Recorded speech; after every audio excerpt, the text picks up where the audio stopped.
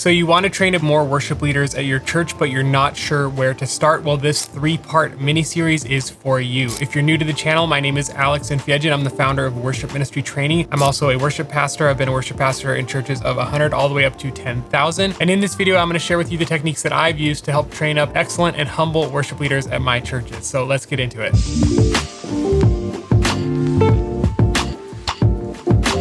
Imagine if you could take a Sunday off leading worship and know that your church was still going to have a great worship experience. Or what if you could take 2 or 3 Sundays off and still know that your church is in very capable hands? Doesn't that sound nice? You deserve that. None of us should be carrying the load on our shoulders all by ourselves. Week to week worship leading is the fast track to burnout. So you and I need to look to others and raise up others to be capable to step into our shoes, to fill our role, and to do an excellent job. And in this first video of our 3-part mini series on how to raise up other worship leaders, I'm going to be sharing with you the why. And I want to challenge you this year to set a goal for yourself to raise up one other worship leader who is almost as good as you. They don't have to be as good as you, but I want you to have the goal that in 1 year from now, you've raised up one person who can get on stage and lead without you helping them at all, so that you can actually take a break. And it's not just my challenge to you. This is actually God's command in scripture. In Ephesians chapter 4, it tells us that God gave the church leaders, that's you and I, to help equip the saints for the work of the ministry. That means you and I aren't supposed to be the ones doing the work. We are supposed to be the ones equipping the saints, the people, the congregants, to do the work of ministry. We have to get it out of our heads that we are the ones to do everything. Yes, but we may or may not be getting a paycheck for working at the church, but that doesn't mean you're supposed to do all the work. It means you're supposed to equip others to do the work. That's what God commands us to do. In fact, you and I have to view our role more as a coach. You are a coach, you are a guide, you are an equipper, and we have to make that mental shift to view our role as such. You might not feel like a coach, you might not feel qualified to be a coach, but that is actually your biblical role. And the fact that you're watching this video right now tells me that you are someone who wants to learn and grow so that you can help others learn, and that's how it works. You get discipled and then you make disciples.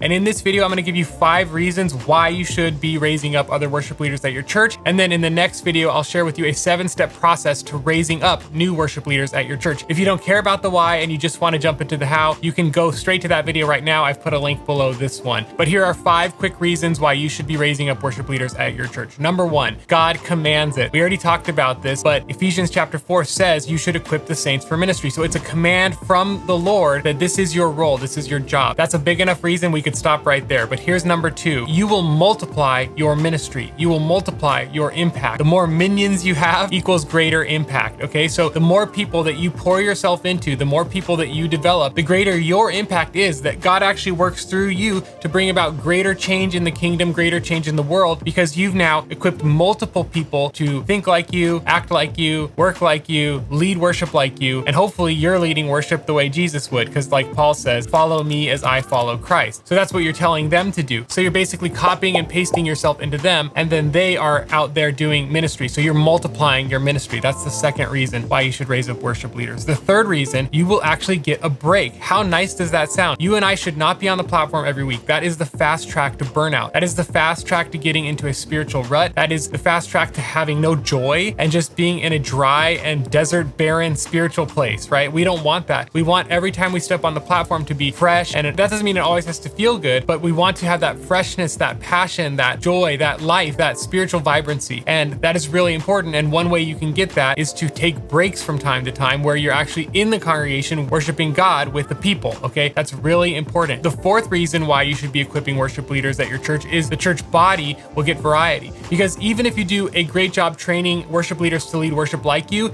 they'll still bring their own taste, their own flavor, their own nuance to how they lead. And that variety is good for the body, because different people in the body resonate with different styles of leadership and different styles of music and different styles of worship leading.